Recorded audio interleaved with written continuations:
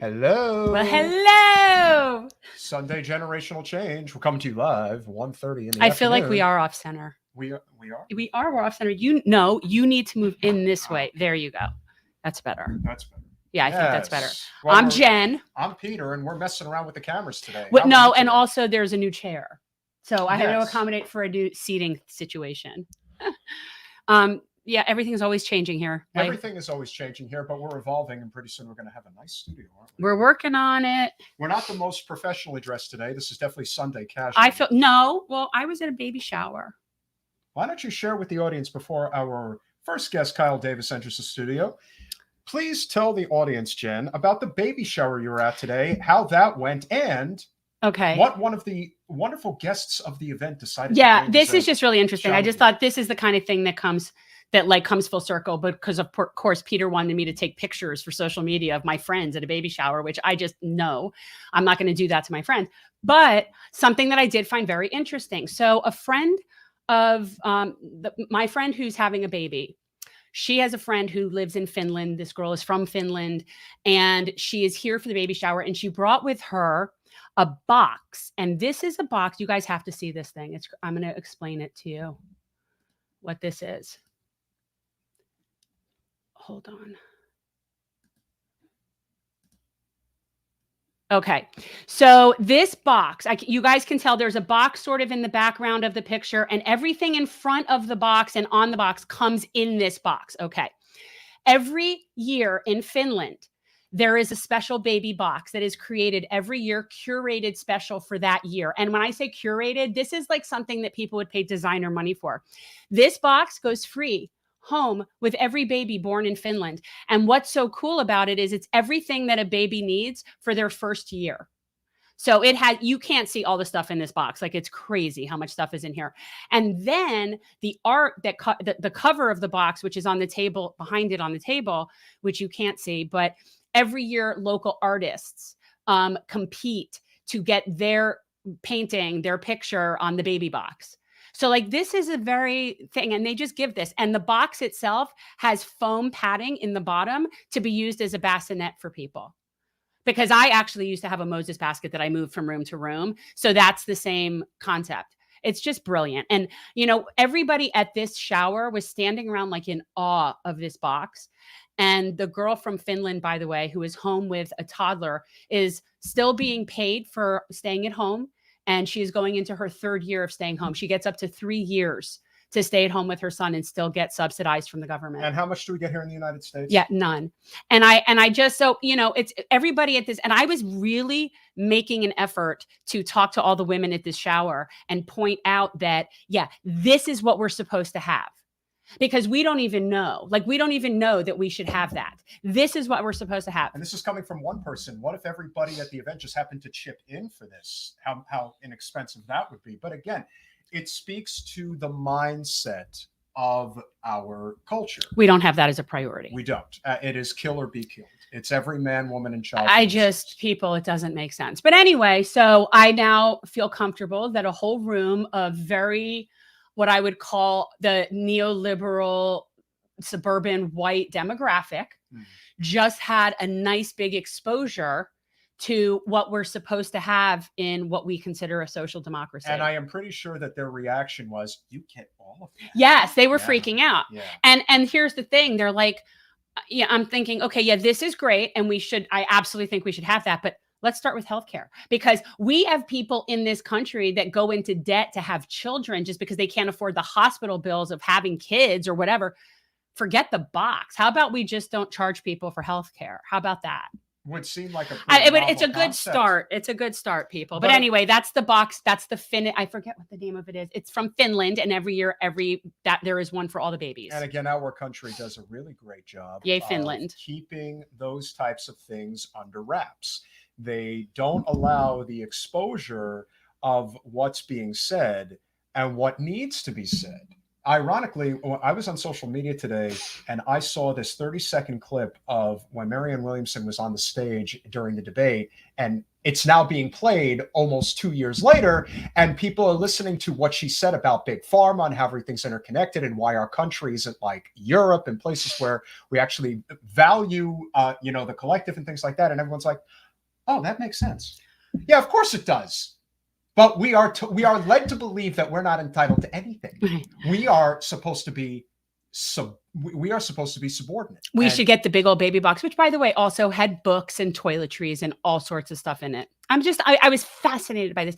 And I would like to say, and I did point this out to the woman from Finland. I'm not mentioning names, but I did tell her that I am not just jumping on this bandwagon now. I have long since been a fan of Finland and their policies. They have the best education system in the world. Scandinavia in general just has a really good understanding of what needs to be done to clearly society. So that'll be a great segue into our first guest.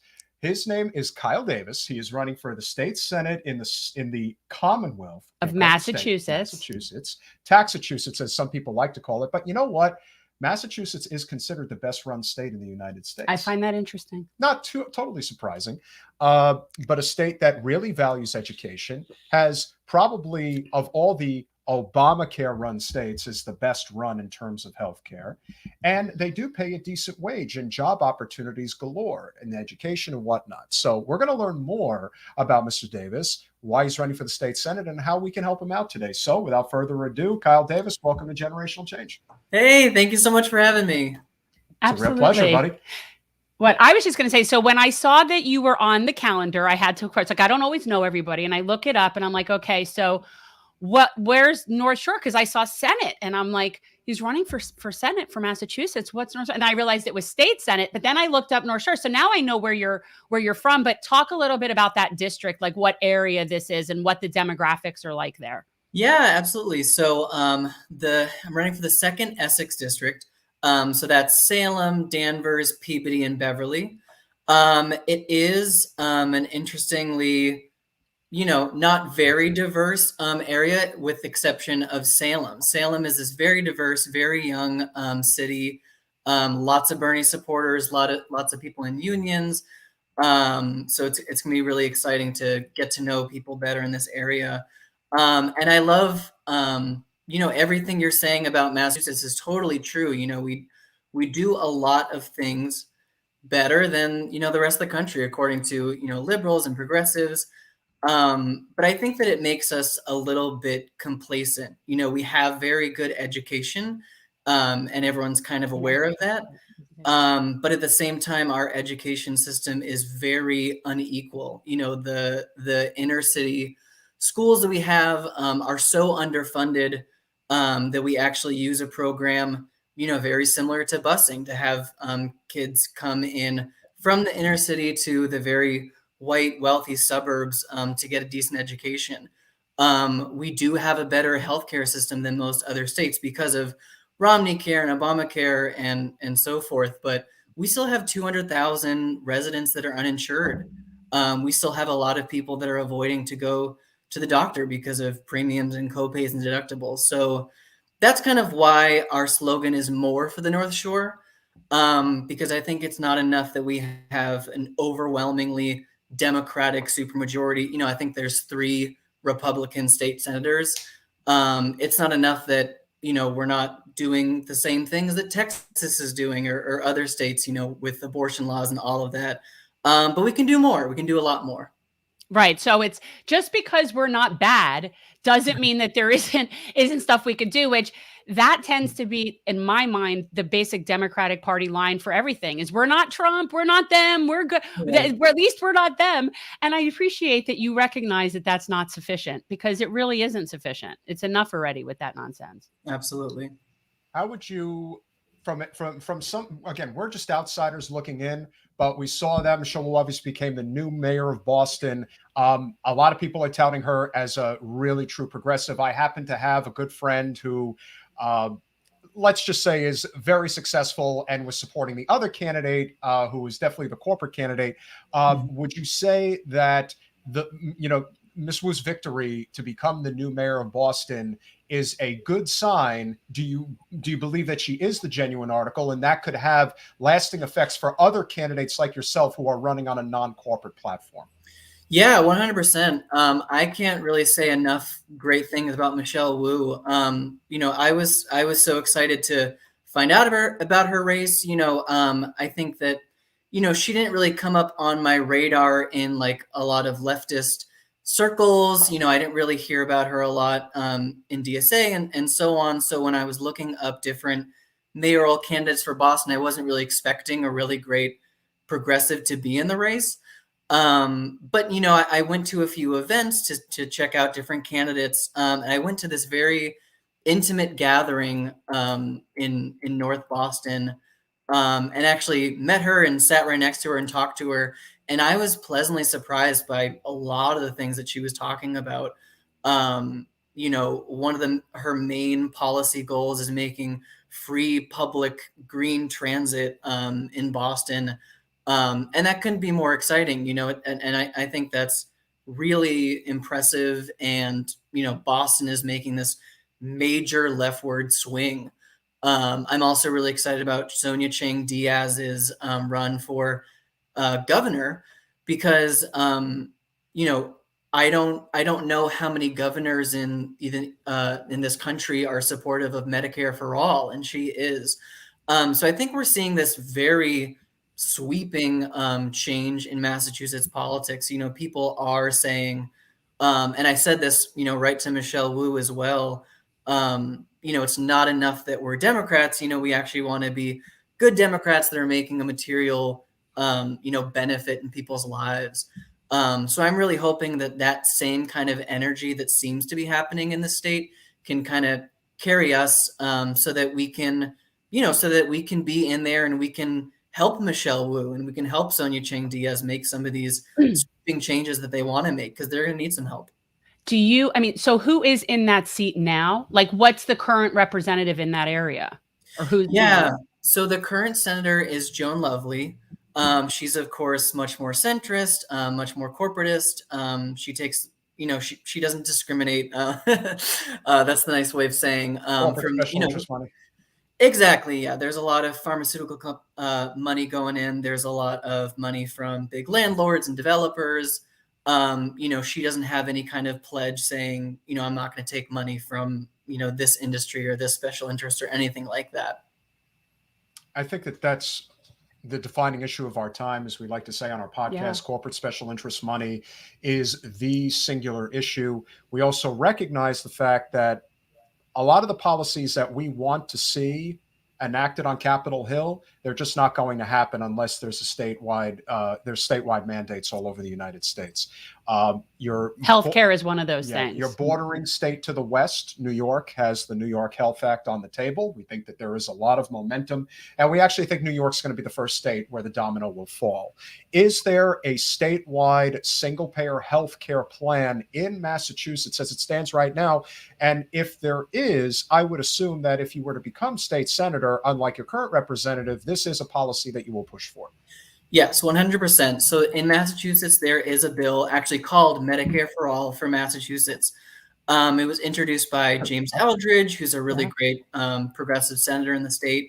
And I like to think we're kind of in a competition right now with New York State to who will get there first. I like to think it's going to be Massachusetts. I really do. Okay. We're not going to get in a fight or anything here. Listen, hey, we're good. We're going to fight either way. I'm a Yankee fan. Kyle's a Red Sox fan. No. None of that matters. Or do you support the Patriots? Of course you do. I do. I got to say, I'm not too much into sports, but my family, they're Patriots fans. So unfortunate, Kyle. This is a very disgruntled Dolphins fan. I have to say, well, no, he's not a sports person, so I'm not going to take it out on him. He doesn't deserve that ire. Yeah, but like, fight with my brother. I'm just saying, like, seriously, when people ask me about how I feel about Bills or Jets or any of the other teams in the division that is our division, and I like them all because I reserve all of my hate for the New England Patriots. Like all of it. All of it goes there. So I'm just saying, like, it's very serious. In the bed, snowplow. Interestingly enough, the best years, the most successful years that the Pats had with Brady and Belichick, they always seemed to lose that road game in Miami. We hate them. There was. You can't understand and you wouldn't the expect loathing. it, but it would always seem to happen. So what you guys, the crowning moment of your season is winning a Super Bowl, and the crowning moment of their season is beating the Pats. But here's the other thing. This is the thing, and Kyle. You're very young, so you might not remember the snowplow incident. Are you familiar with the snowplow incident? Okay, I don't know. I don't know that I am. Yeah, if your brothers are Pats fans, ask them. Remind them that you were speaking to a Doll fan that was reminding them of the snowplow incident. I don't remember that one. Oh yes, because they came out with a snowplow to clear the field for them to kick their field goal, but they didn't do it when the Dolphins were up. That's what you call home field advantage. I don't care. I call that the snowplow. Whatever. On behalf of my residents, I feel obliged to be very angry about what you're saying about the Patriots. So what you're telling us is that you're not a masshole. You're not. You're is not that one. a word? That is a word. Because in North Carolina, we call people from Florida, we call them Floridiots. Yeah. Okay. Yeah. Well, massholes let me is tell a you thing. something. If you're ever on the Mass Pike and there is a lot of traffic, especially if there is a ball game, when I tell you that people won't just drive on the shoulder, they will drive on the grass to get past the. No, the Pats fans are absolutely the worst. But I will say also the driving for people driving in Boston, you guys are nuts, man. Well, the roads are created. Yeah, whatever. But what's so interesting is that it's a and I love Boston as a city. Because when you say North Shore, you're talking of Boston, yes?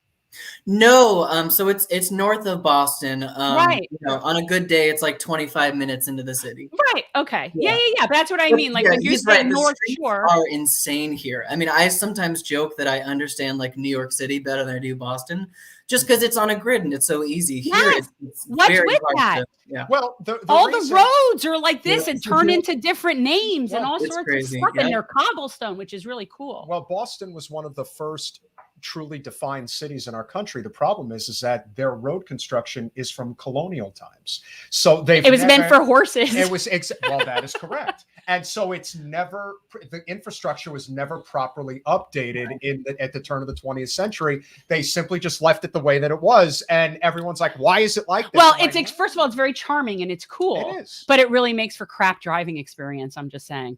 Right. No offense, Kyle. And then, of course, and then, of course, this is one of the best times of the year to be in New England when the foliage is changing, and you get to see what nature is like. And this is one of the things that Massachusetts does do exponentially better than Florida. You guys do value the environment in a way that frankly, we should value. So, are there any particular environmental policies, if you will, that you would particularly be gunning for as a state senator? Because again, we really do need to evolve to a net zero carbon economy. It's not going to be easy, but states like yours certainly would have a leg up in that regard. And we can't have corporate representatives in the way. So that's where somebody like yourself steps in. So are there any particulars that you would be looking to work on, as today is really a day about the environment with our next guest that'll be coming on? Yeah. I think, there's an incredible, network of environmental groups here. There's a lot of energy. We have tons of like Sunrise Movement chapters and all different kinds of organizations. One of the kind of themes of the campaign is kind of doing the national progressive agenda at the state level. There's no reason that we can't, especially with I don't know that you'd have to go back a long time to see Massachusetts electing a Republican president. So we have like the overwhelming majority to get this stuff done. And I think we should. I think that we should be doing things like creating thousands of jobs in green energy. Michelle Wu actually just divested Boston from fossil fuels, which I'm so excited by. There you go. And I think we need to go further. Actually, here in this district, they're creating something called the Peabody Peaker Plant. Which is this power plant in Peabody. It's dirty fossil fuels, and they're actually permitted to emit 50,000 tons of carbon into the atmosphere every year. So this issue that we're talking about on a federal level and a state level, is really relevant, right here in the backyard of, the residents that I'm hoping to represent. They're the ones that are going to be breathing this air. They're the ones that are going to be paying the price for this power plant, even though, many other cities far outside of the district will be getting the energy that is created by this power plant. So for some reason, it's on us to breathe the air and not on other places. So we've been mobilizing with environmental groups here to stop this PBD plant.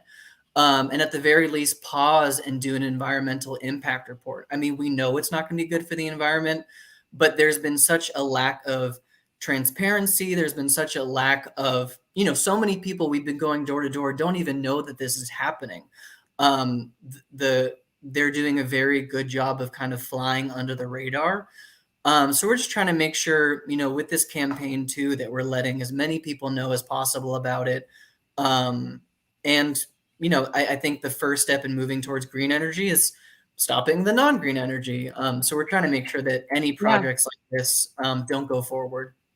I think that's important. And it's important for people to be aware of how it impacts them at every local level, because it's different everywhere. For like us, we have people that want to come and drill in the Everglades, which is where our drinking water essentially comes from there. And we have what's called the Piney Point plant over on the West Coast. I don't know if you saw it, but it keeps breaching and leaking toxic crap. And so they have to keep evacuating people. And so everywhere is having these kinds of problems. And we know why.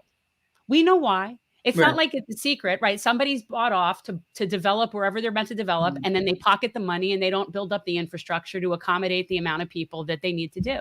Right. I also think that the smaller states, I mean, Massachusetts is not small, but it's, it's not. You mean geographically small? Yes, exactly. Okay. So on Rhode Island, it's certainly a state where you can cover it with a real progressive movement. A state like Florida is a lot more difficult from a geographic standpoint. So I really see, we need more states like Bernie's state, where it's basically, and again, there is that libertarian streak that exists in that part of New England. Absolutely. But at the end of the day, those are hunters. They are very anti-corporate, takeover of industry. And that to me is really what needs to define a lot of what is going to happen going forward in states like Massachusetts, Maine, New Hampshire, Connecticut. I think that there is a golden opportunity here to really build off of what's already been built in Vermont. And we certainly hope to see that with representatives like yourself, should you get into the state Senate. Kyle, what is your website? Where can people find you and to obviously get involved with your campaign, whether through phone, text, banking,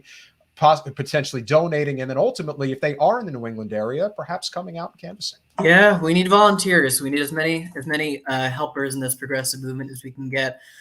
People can go to kyledavis4ma.com. That's FOR spelled out, the word for MA is in Massachusetts, of course.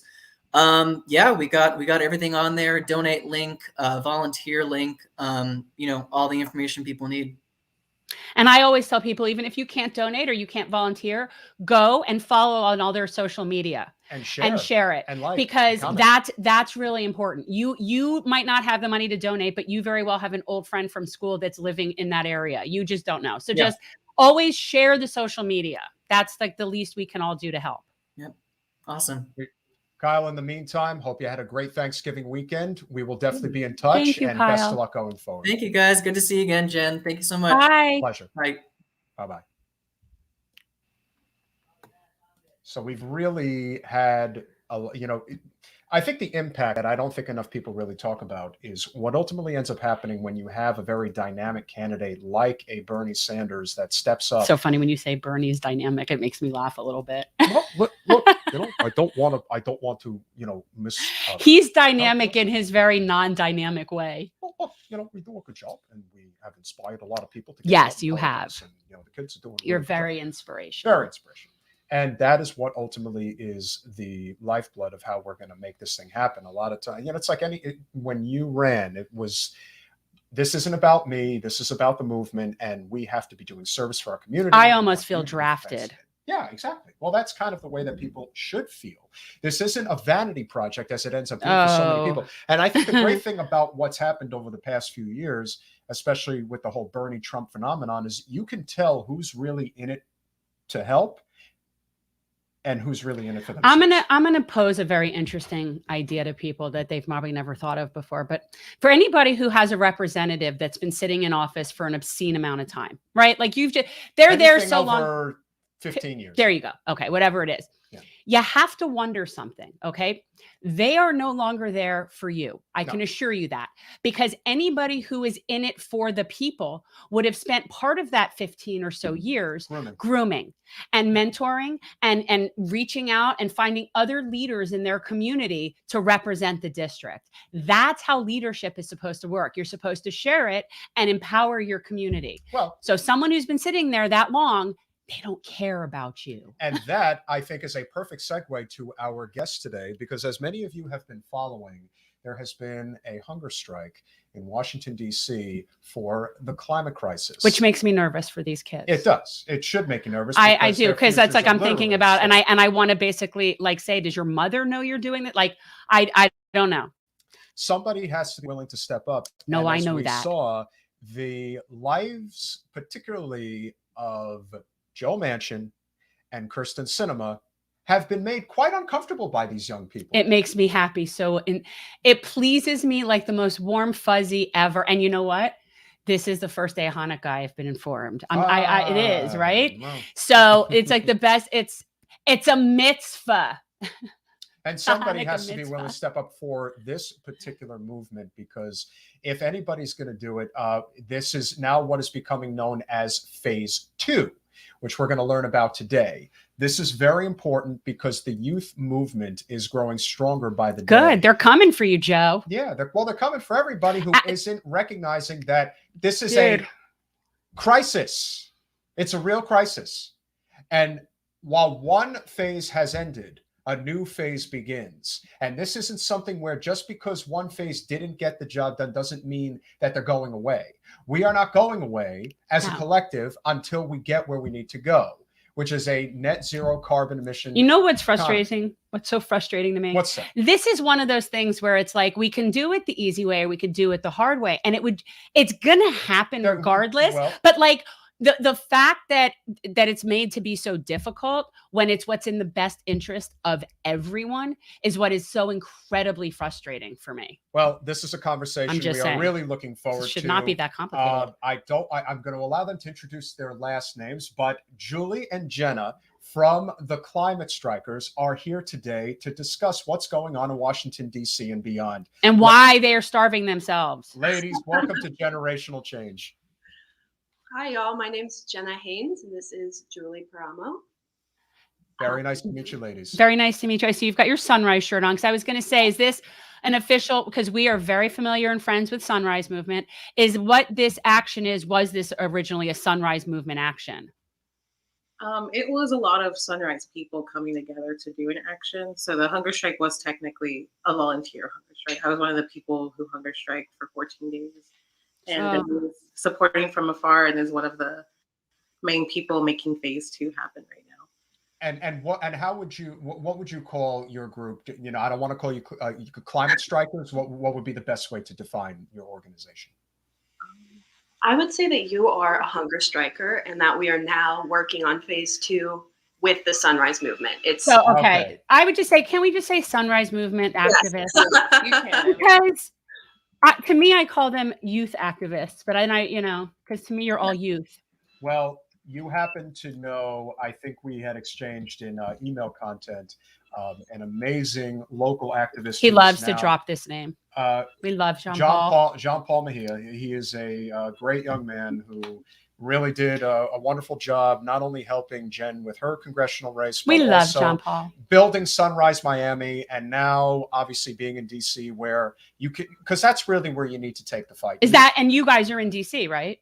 Yes. We're currently in DC. Okay, so talk about what inspired you. I mean, obviously, We know there's climate crisis. So we don't need to go, we don't need to do climate crisis for dummies, but like, what was the inspiration for this particular action that you did?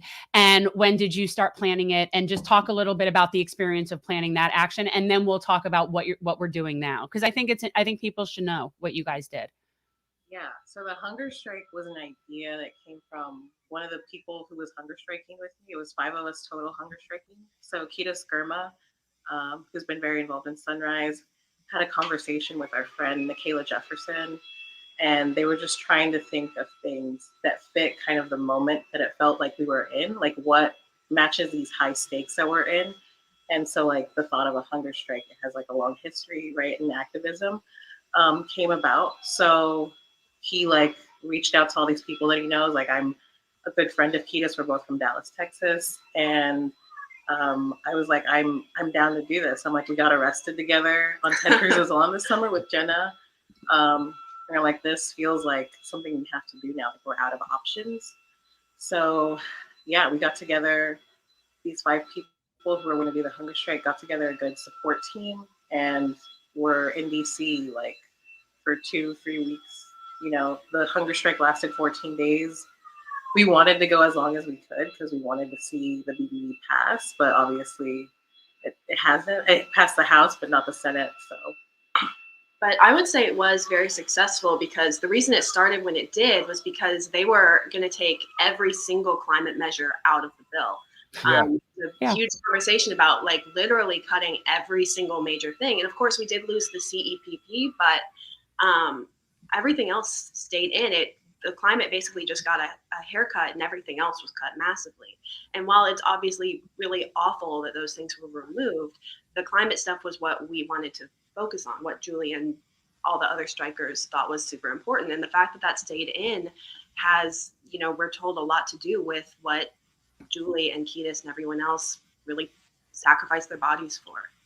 Yeah. Make no mistake that every time you do something like that, even if you didn't have this stuff in the bill, you still win if people see what you're doing and feel inspired to take action, and makes people recognize what's going on. That's part of the momentum. Like it's all part of the process, I think, you know, and it is good that they didn't strip everything out. Although I think at this point it's so watered down over 10 years that it's just so ridiculous that you guys waste. You guys have all the energy in the world. We think the Sunrise Movement is the best grassroots organization in politics. There is the tendency, obviously, to a lot of people to associate with the Democratic Party, but the reality is you really are a nonpartisan organization who are looking to support climate causes, which is what we are fighting for. Ed Markey's campaign, as much as any that was more or less defined when it came to why was he able to hang on to his Senate seat, is because of the Sunrise Movement. They are the reason that he is sitting there today, and he is forever grateful and is one of the hardest workers in the climate movement. The problem is that the overwhelming majority of people on Capitol Hill are bought and paid for by corporate special interests, and there is no question that big oil has a huge hand in why this is. We know that it's going to take a lot more grassroots efforts in order to get where we need to go. The problem, I think, with the American populace in many ways is that they don't get to see the effects of climate change in general. Being in South Florida, where we are, we see it every day. Every time it rains. Every time it rains in North Miami, it's literally like it looks like it's going to go underwater. It is it's flooded. One of these days, it's going to happen because, as we've said, Miami cannot take a direct hit to a Category 3 or higher hurricane. I don't even think it has to be that high. I think it just needs to hover over us for a long period of time with deluge of water, and then we're toast. That's what I think. I think it's all like we're. And so it goes without saying that the sense of urgency is very real. So what is phase 2? What is the next machination of your movement and what you guys are looking to do now? Well, there's only so many details we can release at this point, obviously, for strategic reasons. But we see this campaign as a massive continuation of what started in, I'd say, April of this year with the climate march from New Orleans to Houston, Texas, which both of us also participated in. Started in May. Yeah, May. We started planning in April, so that's where my head goes. Yeah. It's a being from the Gulf South, we know exactly what you're talking about with, I mean, we don't get hit as hard from hurricanes necessarily as Florida does, obviously. But we definitely, like, we had the Texas freeze earlier this year, which both of us were severely affected by. And just a series of massive emergencies from climate change and from the damage that's been done to our planet. So we wanted to boost the CCC, which is, of course, still part of the BBB, the Civilian Climate Corps. And so that's what the march was about. And then that continued into the hunger strike, which Julie participated in. And then now we want to do another phase where basically facing the last block we have. The BBB is through the House. There's only one person standing in our way at this point. We know Sinema's going to fold because she doesn't have any actual beliefs. So Manchin at this point is our only obstacle. And so phase 2 is purely focused on him. Yeah, That's nice to know. How these people don't have crosshairs on their foreheads at this point is fascinating to me. Like, when the entire country knows that you are the person holding up progress and holding up what's in the best interest of all people, how does that person not get like constantly harassed? Yeah, but I don't think that enough ire is being directed at the president, because if there is one thing that, I mean, Biden unfortunately kind of missed his window because his approval is really low at this point, and it's probably not going to recover. But he had an opportunity to use the bully pulpit and basically get his party behind him. He had a pretty, they say the first 100 days you have a mandate, and he did have a pretty high approval rating for a while. There's no reason for him not to have said, hey, Joe Manchin, get your butt in line. These kids. Well, or at least do everything from executive order. You could, as far as I'm concerned, every single thing that Joe Biden has within his power to do by executive order and chooses not to do is a betrayal of American people, when those are things that the majority of people want. I'm sorry. And as president, he could declare a national emergency in regards to the climate, and he could do a lot of things. There's, like I said, there's a litany of things that can be done. But the parliamentarian. That's what.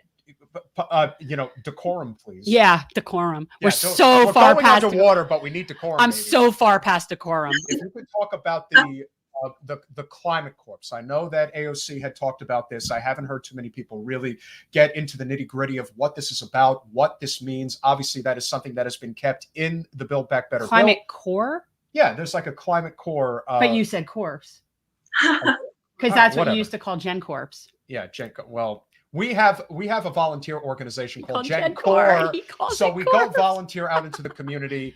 Community gardens is a huge thing that we're involved in. Yes. But obviously, a lot of the climate initiatives that we really focus on. So if you guys can talk about what that will mean, what climate corps is going to mean. Citizens Climate Corps. That sounds really good. Yes. Right. So the CCC has a long history in the United States. Like, it was back in like the early 1900s. It was a Roosevelt thing, right? It was a New Deal thing. Yeah. So basically what it means right now would be like millions of good paying jobs for people, green jobs. There's so much that the CCC could do. And when people hear like green jobs, they hear things like building solar panels and restoring wetlands, which of course would be a massive part of it. But I think everyone here knows that there's a lot more to being green and creating a green economy than just like specifically environmental jobs. We're talking about the care economy, talking about even like medical training to deal with some of the outcomes of the awful like climate change that's been happening. I mean, the damage that's been done in communities like Lake Charles, that could be restored by the federal government, and it should be. The way FEMA works is they straight up just say that they're for the middle class. They're not supposed to benefit the working class. And because the working class can't afford to hire a contractor and then be reimbursed. So when their homes are destroyed, like in Lake Charles, we stopped there and did some volunteer work helping some people there whose homes had been destroyed. They would not have had any recourse if there weren't volunteers in their community doing that. And the fact is that it shouldn't take a bunch of random people from outside of their community to make that possible. It should be people in their community being compensated for their work, restoring the homes of the people that they care about. And that's something that the CCC in its best iteration could have accomplished. I don't know if we're at that point anymore, but yeah, basically like an actual infrastructure that'll help prevent these climate disasters from being as bad as they are, where we have to like keep building back from all of this disaster. We learned, which is so interesting. We share this story. When Jen was running for Congress, Surfside is a part of our district. And so when the building collapsed, everyone was just in shock. And what's amazing is that when we would go to the city commission meetings, it was basically all anybody wanted to talk about was saltwater erosion. Like that was the issue. And everyone kept saying, this is going to destroy these buildings, this and that. And you had to literally see how these city commissioners just like, no big deal. That's not, and here's the thing though, in all fairness, and I've said this on many shows, this is a way bigger issue than any city commission or even a state government can afford to fix. This has to be done at the federal level. These buildings, and this is kind of a little off the topic, but you guys are familiar with the Surfside building collapse, right, from the summer? Okay. So let's say that everybody in that condo association had the best intentions and were willing to pay for everything that needed to be done to upgrade that building. They don't have that kind of money. They just don't. And so since they're not a currency issuer and neither is the state, the only way that there will be the money to really upgrade these buildings is from a federal project. And people don't understand that. All these people in these private condos, they're going to end up in worthless buildings that they can't afford to fix. And it's so interesting that nobody's taking this seriously. We literally saw a building collapse like against the ocean, and they're still building more and more stuff. And that's why the whole environmental movement is in so many ways, it has to be defined as an economic movement because it is. Yes. Because so much of it is about taking our economy into the new millennium, if you will. And that is something that we are way far behind on. And this constant saber rattling with China, it's like, no, China is like so far ahead of us when it comes to green technology at this point. It's like if you really want to rally the American base, it should almost be like, do you want to get beat by China in this? No, you don't. So we need to change our economy. We can't even get the train to extend from West Palm Beach to Orlando. Think about that. And that's a great point. Julie and Jenna, I really am curious as to what you guys think and what you're experiencing in DC, because we think that if there's anything from an infrastructure standpoint that could really reduce our carbon footprint, it is high-speed rail. Like, to me, that is something we absolutely can focus on. And we had Marie Newman on, and that was one of the big issues that she's on the transportation committee. And that's one of the things that was apparently allocated in this bill, this package. If I remember correctly, we also had Ro Khanna on the podcast, and I believe he's also an advocate of the high-speed rail. So I really think that this is an issue that from two parts, we'd love to hear from you guys. One, is there growing momentum for high-speed rail? And two, being obviously a Gen Zer, where do you find that conservative Gen Zers stand when it comes to the environmental movement? Are they in line more or less with, we really have to tackle this issue, even if we are in disagreement on other issues, if you will? So obviously, as a start, where we are as far as the high-speed rail movement goes, and then where are things as far as people who may not be in agreement on certain types of policy, but recognize that the environmental movement is very important as far as, the conservative movement is concerned? Well, I can speak to the trains, high-speed rail. One big step forward is that we have a president who loves trains, thinks they're super cool. Just like on that sort of basic level, he's in support of that style of infrastructure, and I think that's important. There are obviously really massive issues when it comes to like people's conception of high-speed rail, which is that a lot of people's plans or perfect situation for high-speed rail includes passing through land that's supposed to belong to the native population in various different areas. And I think obviously that's something that's not acceptable, to take even more land from those groups.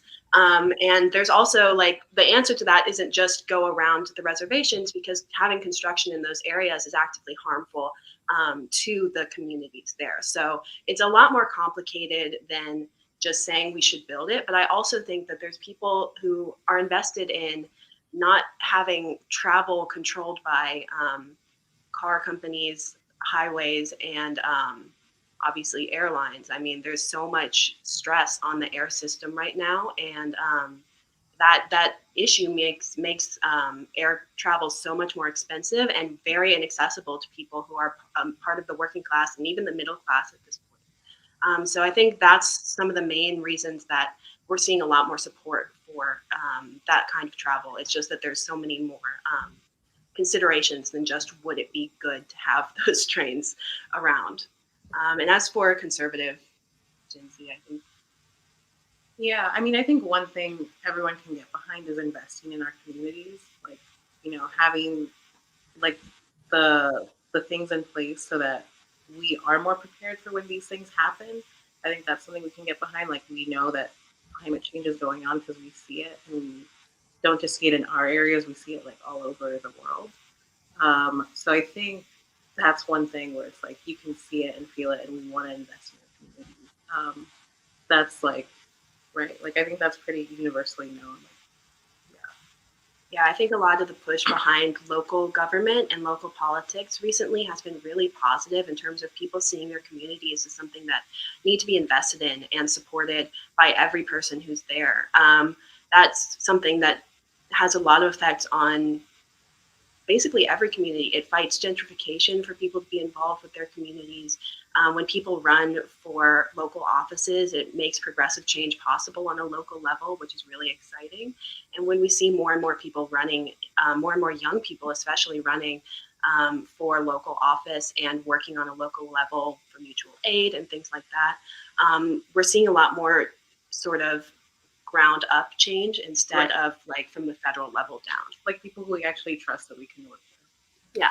Ironically, the most effective movement of the modern era was the Tea Party, and the way that they did it was from the ground up. They took over the school boards, they took over the state houses. Yep.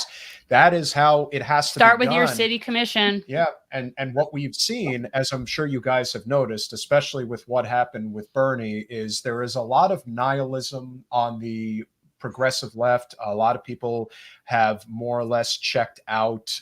There is the scorched earth type attitude about, especially electoral politics.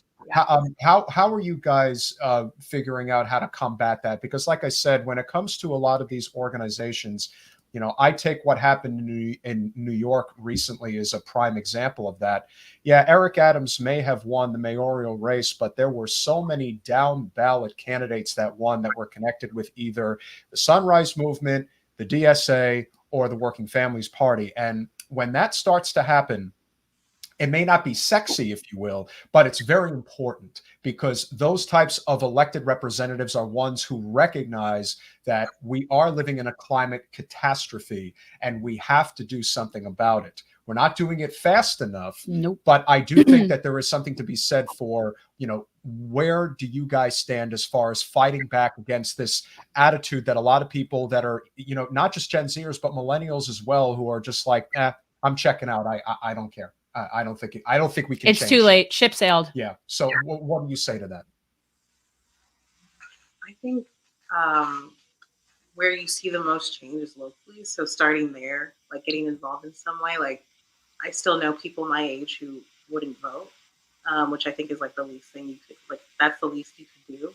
But if even there, like, if you can't do that, get involved some way in community work, in grassroots work, and just, yeah, like trying to find people who make the decision that you can actually work with. Like, that's where we need to make a compromise, at least. Because I mean, I have some pretty radical, like, left views sometimes, but I think we do have to, in some way, like, be able to work with these people who are in positions to make, that will actually affect, like, the change that happens in our communities. And that's how we start seeing the change that we really want to see, which is why we want more youth to be motivated to run for these positions as well, and, like, give them information of what really happened. Yeah, I think a good way to work with those kinds of attitudes is to understand where they're coming from.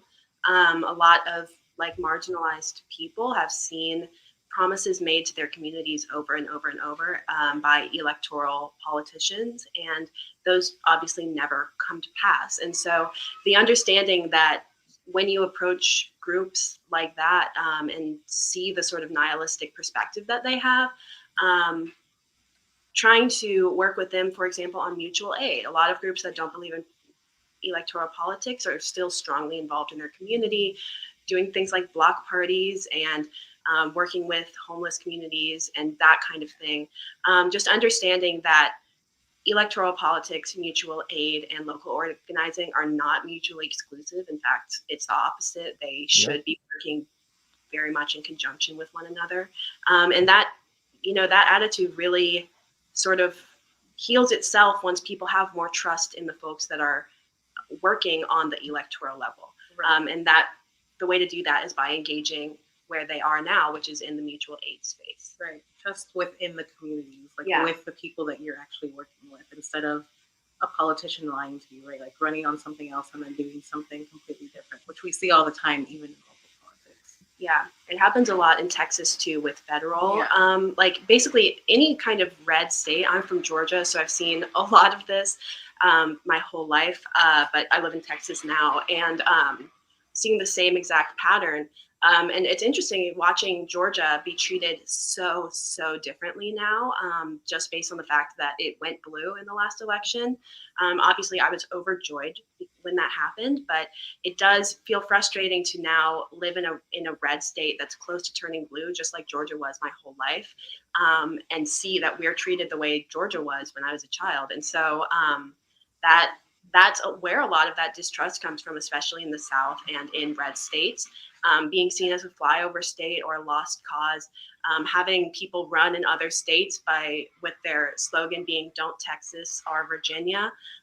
It's insanely dismissive of the people who live there and would otherwise be engaged in electoral politics. So that attitude of the idea that you can't fight in places that it's not worth the fight, in places that it's hard to fight, is where a lot of that nihilism comes from.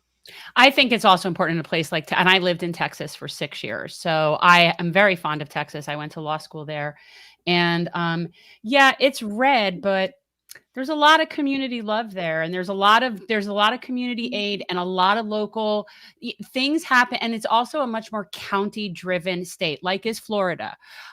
So it's so massive. So there are a lot of people that are contributing and helping and giving and volunteering. It's just not necessarily seen and recognized because it's a red state, whatever, and Abbott's douchey. I get it.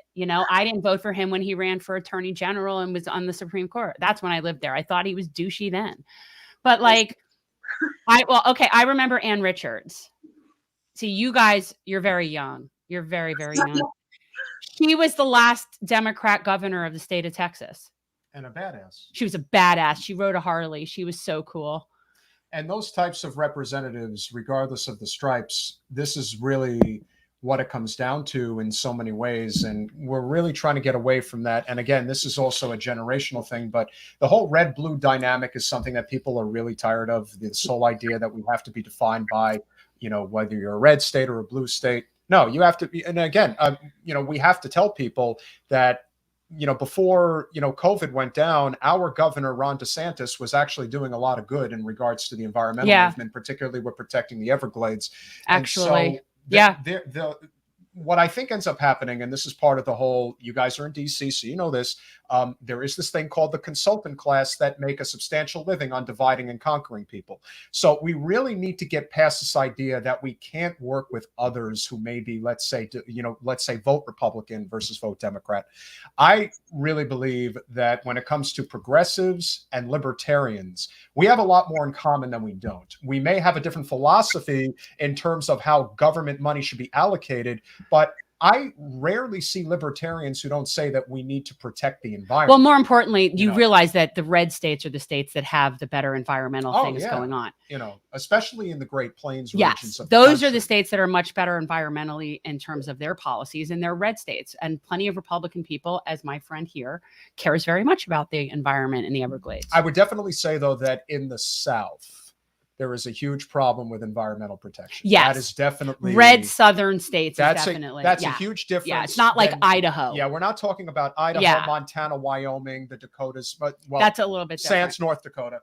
But states like that really do protect the environment More and so. so that's the whole. Like I said, this whole this whole divide and conquer that ends up happening because of what one side ends up being on. And we really need to bridge that divide. And I think the more we define the environmental movement as an economic movement, because there is this tendency of people to just associate those in the environmental movement as just a bunch of hippies and, you want a tree hug and that. No, we're at a point now where we haven't evolved enough economically and the future is green. Like it really is. And we have Or to, how about, would you like air and water? well, yeah. Like, I don't like, you can't drink drink oil. money. No. And I I don't know about understand. you guys, but I don't want to have water wars. I think that's That's happening. And migration and refugees, like, out the yin yang. If people think the refugee problem is bad now. What can we do to help your group? What is going to help To take you support guys? phase 2. Yes, because this is the type of organization. What the Sunrise Movement does, what you guys are doing, is really what people should be rallying behind. I'm not saying that electoral politics isn't important. It is. We need both. But you need to build a movement where it gets to the point where we don't just have a few hundred people rallying and driving Joe Manchin nuts when he goes to his yacht or he goes to his Maserati. We need, with all due respect, we don't need a million, women from the suburbs with pink hats on, complaining about gun rights. We need a million people in Washington, D.C. complaining about this planet is on fire. Literally. We need to save it. Literally to on me, fire. That's where a million people in Washington, D.C. need to be. So what can we But what do? if I want to wear the vagina hat? You can wear whatever you want. I'm just saying, be there for the right cause. Not to say that, I don't have a vagina hat. And listen, we're not far from Parkland. We understand the importance of Power to them and all that. But, not the point. But we need to be focused on the core issues that affect everybody. This affects everybody, true. and it's going to affect our ability to live decent lives. It already is. So what can we do to help you guys? Well, I invite everyone to go interact and follow our socials.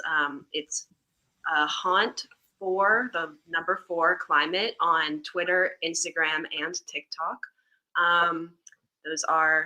That's sort of the baseline. Just if you want to know what's going on, that's where you need to go to find out. Or you can. And you're keeping us posted on whatever this fun thing is, because it's apparently some sort of treasure hunt. I'm gathering scavenger hunt vibe. So guys, go check this out. Haunt, HAUNT. That's Haunt. Yes. Excuse me. All right. I know Looks like I screwed that one up. All right. HAUNT for climate. And that's on Twitter, IG, and TikTok. Yes. Yeah. All right, guys. So that's sort of the first step. But honestly, what I think we want people to know is that what the Sunrise Movement is doing is bigger than the hunger strike. It's bigger than phase 2. There is local work happening because the Sunrise Movement has investments that it's made in communities. And so if you care about making the kind of change you're seeing from the Sunrise Movement in your local community, like we've been talking about, you should join the group that's there. You can go to sunrise.org and sign up, whether that's to create your own hub, which is not as hard as it sounds, or to work with the hub that exists in your local community already. We're having hub problems. We have some hub issues here. Oh, yeah, not everybody is Miami. Yes. So that's we run into. There's obviously always local sort of politics happening, but the important part is that you're out there doing the work that you see as important and not trying to support something else from afar. Honestly, I think that the biggest thing you can be doing is work in your community. Yeah, basically what Jenna said. I would encourage people to learn more about environmental justice in general. And if Sunrise isn't for you, get involved in some kind of like grassroots organization doing work in your community. Go out and volunteer once a week. Feel like you're actually doing something instead of just, saying you're going to go vote and sitting back and like watching all these things happen. get involved in some way, like even just thinking about it or doing one thing, it's more than what the person who isn't voting, is doing. Right. And I have to say that the environment has always been an issue, probably as much as any issue. That's always been what I have been the most concerned about since I was a kid. And what your organization has done, what you guys are doing, is extremely inspiring.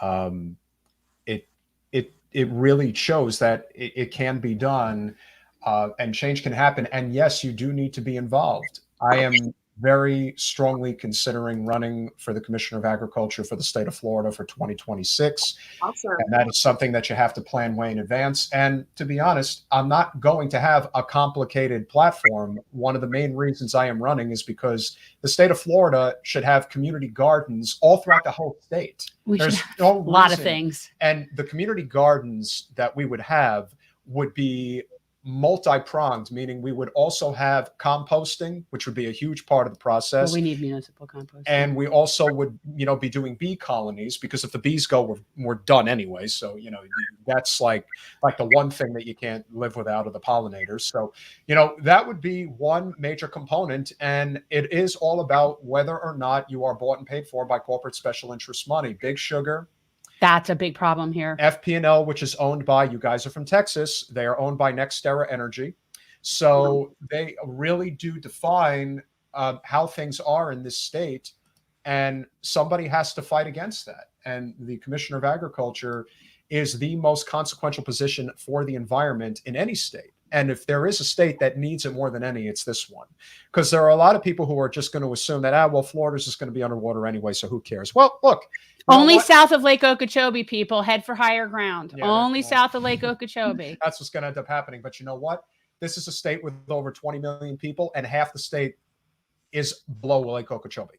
So I don't want to see 10 million people get displaced. I think that this is something that we absolutely have to fight for. And as I said, we're extremely grateful for what you guys have done and are continuing to do. And we are going to continue to assist in any capacity that we can. We know that this is not an easy fight, but we're also very happy to be a part of it, because hell, what more, what else can we do? We're either that, we either live on our knees or die on our feet. And I would rather die on my feet. I'd rather just have drinking water. Yeah. Just wanting drinking water. Let us know if there's any other projects that you guys are working on. Like you said, when it comes to phase 2, there's only so much you can reveal right now. Guys, go to sunrisemovement.org and follow their group on social media. It's Haunt for Climate. And stay, stay in touch with what they're doing, because there's some really cool actions that are coming up, and you can definitely participate at the local level. And just out of curiosity, which schools are you guys at in DC? We are visiting DC because that's where Mansion is. Yeah, they're there working. I knew. Where in Texas do you guys live? I'm from Austin. I'm from Dallas, Texas. Okay. Well, Austin's kind of, not exactly a, red little place. It's kind of a nice little hippie mix of stuff. All right. So I have to ask this just because, yes, I happen to be a fan of his, because I just happen to think he's one of the few true makers and shakers that actually has a heart and actually would want to help. Have you been able to connect with Mark Cuban by any chance? Has he taken any interest in what you guys are doing? I have not. I don't think any of us have thought of that. So I don't know. You should reach out to him. You should reach out to him. We're going to try to get him on the podcast at some point in the early part of the new year. We have been in talks with him. It hasn't been, we haven't, set a date as of yet. We're hoping he'd be a good donor. And not only that, but he's the type of person that could actually help. Could actually help and really start moving the needle in that direction. And I just get the sense that he wants to be involved. And so an organization like yours is really where his impact could be the strongest. And so we would be happy in any way, shape, or form that we can to, we could forward potentially, him make that possible, because what you guys are doing is an absolute good. We 1000% support your efforts. And we certainly hope to keep in touch and continue this conversation going forward. Thank you guys very much for coming on. Of course. Thank you for having us. Yeah, absolutely. Ladies, happy Thanksgiving and happy holidays. We'll be in touch. Bye. Bye-bye. They were lovely. And they're great. I mean, I always say that. I'm like, they were lovely. Of all the major organizations that, we wanted to get an endorsement from, it was the Sunrise Movement. We didn't get it, and would it have ultimately made the difference? I don't know. I know enough that it would have made an impact. And it's just great to see that they are fighting the way that they're fighting. Obviously, we're not getting the results that we want right now, but that doesn't mean that we're not going to get there. I think that more than anything else is, what we're fighting for.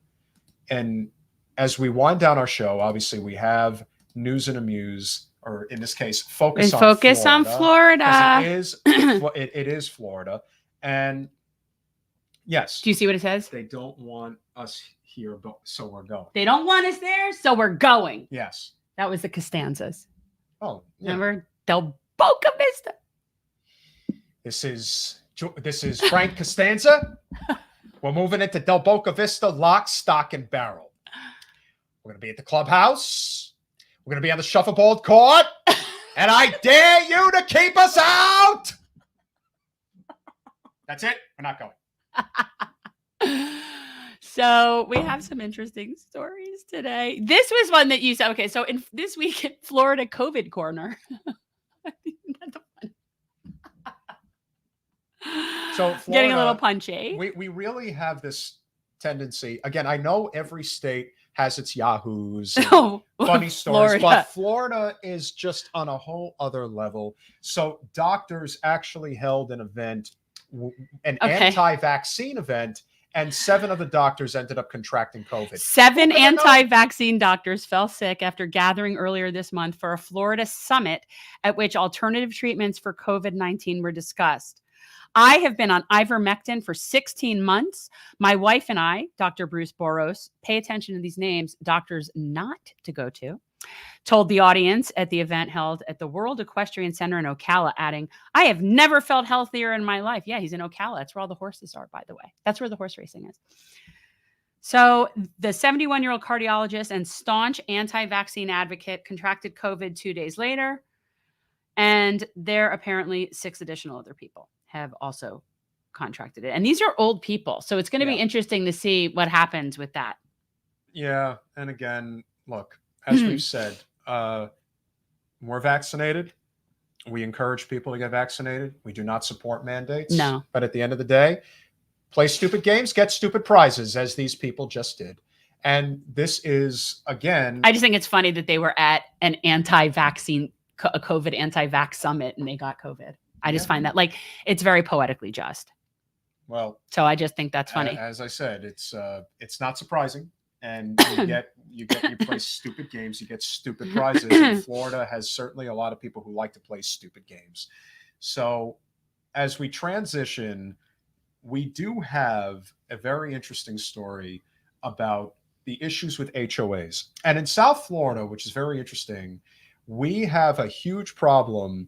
Because so many communities are gated. And when you're in a gated community, you have an HOA. No, don't even have to be gated to have an HOA. Are you kidding me? True. Lots of condos and HOAs aren't gated.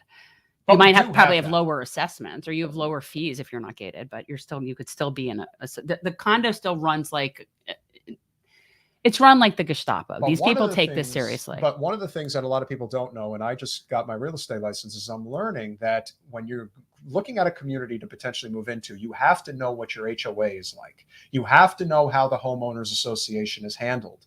Is the money allocated properly? Is it being used for the right reasons? Is, our cost increases really reflective in where things should be as far as what it currently is, being covered for? And, again, this is something where a lot of HOAs, they become slush funds. And this is a huge problem. Jen, so, I'm looking at this. So I'm just sort of like there were more than 5,000 members of this one particular 55 plus community. This is called, so we know the right name of it, Point Siena, the community of Solavita. Solavita is the community. And apparently this is the largest, the victory in HOA history. So they were awarded $34.8 million. And by the way, this is just the beginning. Apparently there's going to be other money coming to them their way. So what were these HOA board members doing with this money? that they were getting from the Well, residents. that's the thing. So apparently, they built. It was had to do with the amenities that they were going to be building. Except for then an appraiser came out and said those aren't worth that. And so the money that they took was way more than what the amenities were provided. Shocking. So there, 35 million figure is only the beginning. He estimates another 27 million in prejudgment interest and at least 4 million in fees collected that were not added to that ruling. And this is all about greed. If you've ever met members of an HOA board in certain communities, they really think they're the man or woman about town. They really do.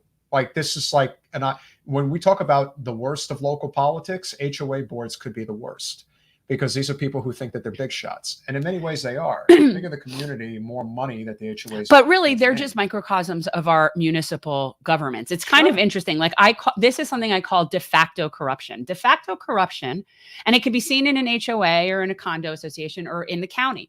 When I'm driving on a highway, and that would be state, when I'm driving on the highway and there's debris everywhere, like it's crazy. You're driving on our highways here. You have to like almost be dodging debris flying around. Like you would think that you were in a non-civilized, like Mad Max kind of situation where there was no sort of, person to possibly clean the streets, like a function of a civilization.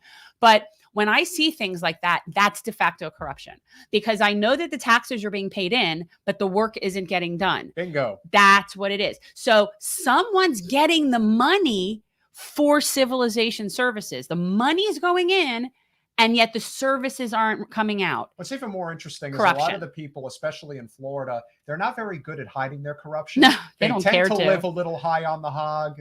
We have a lot of people that have been investigated by the FBI. Common sense really goes out the door. And what's even more interesting are people that flash it on social media. Like it's not that smart, but in a way, maybe that's poetic justice, I guess. It is. But I mean, the bottom line is that this particular developer in this association was way overcharging people for something that never happened. Yeah. Which is essentially what I'm saying. When people pay for something that doesn't happen, it's corruption when you're looking at it like this, or theft. Theft is another thing, but it's really. So as we wind down the show and our final discussion, I thought I would go over some of these. Yes, and this is very important, guys, because we do have some very important ballot initiatives that will ultimately, hopefully, be on the ballot. Okay, so 2022. We don't need to go over the ones that are kind of boring, right? Like there's some of them. Okay, so Amendment 1, limitation on assessment of real property used for residential purposes. Encourage homeowners to be more flood ready by excluding home improvements that will resist flooding from affecting their home's assessed value. So that's good. Yeah. So in other words, you invest money to help your home's value. You don't have to use that as part of your assessment for the value of your home. So yay. All right. Amendment 2, abolishing the Constitution Revision Commission. It's completely whatever. I'm sure it's a waste thing that can go away. Nobody cares about this. Now, there are several more that are coming up regarding, there is one to fully legalize marijuana. And guys, remember, we always talked about the important home grow. It does. So the one that is coming up now will fully legalize marijuana for adults to possess, transport, use, and grow, permitting up to 9 plants per adult and 18 per household, which is actually really big. That's a yes vote. That's a yes vote. The measure would also prohibit state lawmakers from limiting the percent of THC content in the marijuana, because we don't need those people dictating anything, really. This is where the libertarian streak in Florida is a very good. Yeah, it is. Because in rural places, they really want you to stay out of their business. Stay the hell out of my freaking business. So that's that. Here, there's also a few gambling amendments that are up. From what I gather, just so people know, none of them are nefarious. They're all, it's increasing gambling. So if you're like an anti-gambling person, I guess, but if you're me, and as long as the money is being allocated to what it should be, which it isn't, but that's another story. So the two, I would, and I would, if I could just add in, we talk about, a lot of people know about the Guitar Hard Rock casino that we have here. How could you miss it? Yeah. If that money was really going into fixing up the community, and that's different though. That's what I'm saying. Like that is something that should be done. Yeah, but that's different because that's tribal. That's not that's a whole different animal. Oh, there you go. But see, this is the thing. They're sovereign. They have different things. So 2 proposed amendments would create more casinos. 1 authorizes 3 new casinos as long as they are not within 100 miles of any tribal facility. And the applicant spends at least $500 million within 3 years on new development and construction costs. See, right there, people, is where the problem comes in. Because somebody comes in and they take that deal where they're supposed to pay that money for infrastructure and they never do it, and there's never accountability. This is why the entire town of Weston had to screw over every student east of 75 because they were ill prepared for the population of their high schools. Because when they developed, they didn't build the right facilities. This is a no vote. Well, no, what I'm saying is just be aware of that this is one of those things that they may not ever pay it. I personally don't care. And the tribes are being protected. So the second one allows existing licensed card rooms to expand into casinos if they spend $250 million on development and are not within 130 miles of a tribal. So these are both protecting tribal. Well, poker's a big thing. And one of the reasons why poker is so big is because you're playing against other people. You're not playing against the house. The only thing the house is doing is taking a rake, and it's not that big. So at the end of the day, there is a reason why poker, aside from the poker boom, really took off, because a lot of people really don't want to play against the house because the house more often than not wins. And yes, otherwise they wouldn't be in business. that's the whole point. So, okay, so then there's a third proposed gambling amendment would allow sports betting for all adults 21 and older, whether online or at casinos, sports venues, or dog tracks. Any tax revenue from sports betting collected by the state must go to the state's Educational Enhancement Trust Fund. So that is, but see, those rules do not affect tribal facilities. Tribal facilities are different. And again, I'm not saying that like don't go to the Seminole facilities. I mean, I don't know. I'm just saying that it's these rules that I'm talking about, these amendments only apply to the non-tribal businesses. And I'm glad that they're being restricted from impinging on the tribal businesses, because that's part of the Seminoles Treaty. So if we didn't do that, we'd be violating yet another treaty. Yeah. Like, because we take our treaties so seriously. I'm just saying. So, and then I think, last but not least. oh, wait. Oh, no. Oh, here's the freedom to pray together. Oh. This one's very important, people. I'm sure you know I'll be all behind this. The freedom to pray together amendment. These are off. This is one of the amendments that's coming off the heels of this ridiculous nonsense over COVID battling and mandates and masks and all this stuff, right? So the freedom to pray together amendment would make illegal any government action to close churches or limit the size of their gatherings for more than 21 days unless approved by the legislature. You know what, people? Have your religious super spreaders. Have at them, man. That's Darwinism at its best, as far as I'm concerned. I've always said that one of the reasons, and listen, this isn't just that this, if you think that this is a Republican thing, you're completely naive. This is a huge problem, and this is a big problem in Democratic circles. I don't think people really understand that when you talk about the biggest sects of society in America that are not getting vaccinated, it's religious people. And that's a fact. So as I'm saying, let them have their super spreader. Okay, a few more. Affordable housing amendment. Is it a good one? I'm looking. Amendment would tackle the state's growing crisis by establishing a state and local government housing trust fund holding out 25% of the current excise tax on documents to fund measures like new construction and financial assistance for closing costs. And okay, so that's one of those bills that, if it were properly applied, could be great. The question is there oversight? Will it be properly applied, or is it a slush fund? So that's one of those we don't know. It has to have a neutral arbiter who is nonpartisan. So we also will be getting a ranked choice voting ballot proposal, which would be amazing, which would be a real ranked choice voting. That's a yes. And then there are a couple of really cool things, protections for Florida wildlife. So 2 proposals will ban forms of hunting, captive wildlife, and hunting of Florida's iconic species, including the black bear, Florida panther. If you're shooting black bears and panthers, I'm sorry, there's something wrong with you. I'm sorry, there's something wrong with you. You really need to check yourself. You really need to check yourself. Yeah, there's manatee. Okay, the key deer, I kind of understand hunting deer. Like, I get it, but there really aren't that many key deer, and they're kind of special, seeing as they actually swim from key to key. They're also only in a very small portion. Yeah, anyway. So don't mess with them. Yeah. Like, if you want to go deer hunting, go to a place that has a huge population of deer.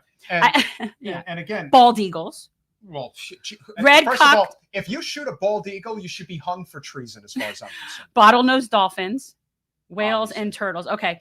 And then the other 3 amendments would help protect Florida's waters, wetlands, and conservation and rural. Okay. So sounds like the wildlife ballot initiatives are all good, That's good. is what it's looking like That's here. important. Well, it is, considering the bottom line is most amendments pass because most people vote yes. When given a yes or no question, most people vote yes. It's just a thing. So most amendments do pass. Because let's face it, the way they're written on the ballot is to make it sound like, oh, this is a great idea. Well, no, or they use so many double negatives that you don't actually even know what it is you're voting Correct. for. I have a whole bunch of friends that for years, I basically take a photo of my ballot when it comes to these things and I send it out to everybody so that they don't have to read all that nonsense.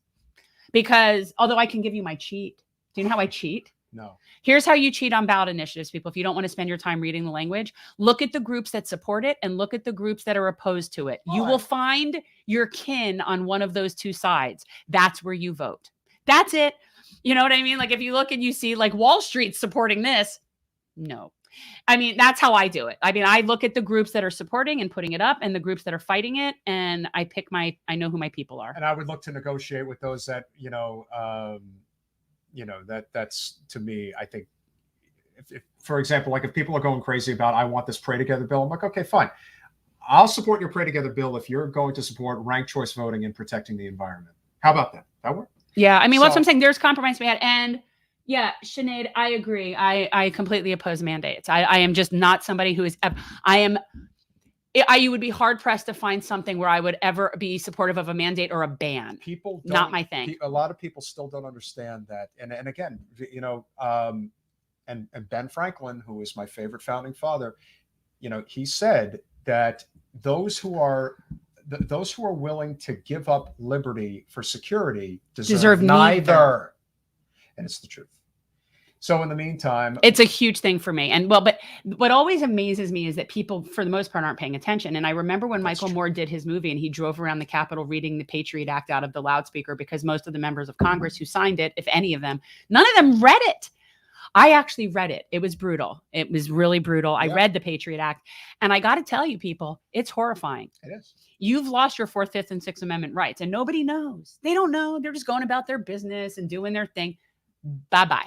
And once rights go, you don't get them back without bloodshed. Yeah, it's kind of hard. The thing. That's why we're heading in that direction. Exactly. That's the thing. The war is not the left and the right. The war is the ruling class. It's the top and the bottom. People. That's what it is. And the truth is, if the people banded against the ruling class is finished. That's why they have to create all these other fights. So let's keep our eye on the prize. If you're not in charge, you're one of us. And that is going to be a great conversation we're going to have on Wednesday put up evening our Patreon with Randy Credico. Ooh, Randy Credico coming on. He's a fun one. And he is definitely one of He's very entertaining. Yes, and very supportive, not only of Julian Assange, but just the whole freedom movement. In the and he was also really big in I'm losing my mind, in the Wall Street, in Occupy Wall Street. Mm-hmm. Thank you. I'm losing my mind. So guys, if you're not subscribed, please subscribe. That's free. If you want to help out, be a patron. This is a very, very cute Lulu sticker. It does have a little generational change collar. Lulu may want to come over here. Lulu, you want to come say hi? You want to come say hi? I can't with her right now. So, but guys, if you join, be a patron, you get the Lulu sticker. If you're a $10 patron, you get this shirt. And yeah, we could definitely use the support. We do all sorts of cool things. I mean, right now we are going to be spending a few dollars on the studio, but we support non-corporate candidates that are really on our mission. And we also support organizations and efforts locally that are part of our mutual aid concept. So we just donated to the new community garden that's coming in Hallandale, and that'll be a good project for us. Very excited about the community garden. And because I have these really cute purple flower rubber boots that I got to wear the last time we had the community garden, because the only time I would ever wear them is in a garden. And when the garden went away, I have no other place to wear my boots. Well, they're so cute, these little rubber boots with purple flowers on them. In the meantime, we hope you enjoy the last remnants of the Thanksgiving weekend. Happy Hanukkah to those that are celebrating. Obviously, it's going to be very hard to go shopping now because everybody's going to be out and about. Although with the supply chain issues, you never know what's going to happen. Well, I will say this, as somebody who's grown up in South Florida, from November to April, I generally avoid going out anywhere that requires parking. It's the witching season. And Sinead, leftists will call you all sorts of things because it makes them feel safe and better to maintain their status quo mindset in their little echo chamber. And friend of the show, Dirtbag Leftist, couldn't have said it better. So that's the truth. Keep your eye on the prize, guys. We appreciate you all. If you can become a patron, we really appreciate that. Obviously, you know the causes it's going towards. We now have our community garden that we're working on. Randy Credico coming on Wednesday. We're trying to plan a Festivus for the rest of us. Yes, our Wednesday, the 23rd show in December will be 3.5 weeks from now. Will be a Festivus for the rest of us. We'll see which special guests may join us and what cause we may be able to raise money for. I think our own. Well, I keep telling you, we're raising money for us. We are the cause. Nevertheless, appreciate you guys. We'll see you Wednesday evening. Bye all. What do we have?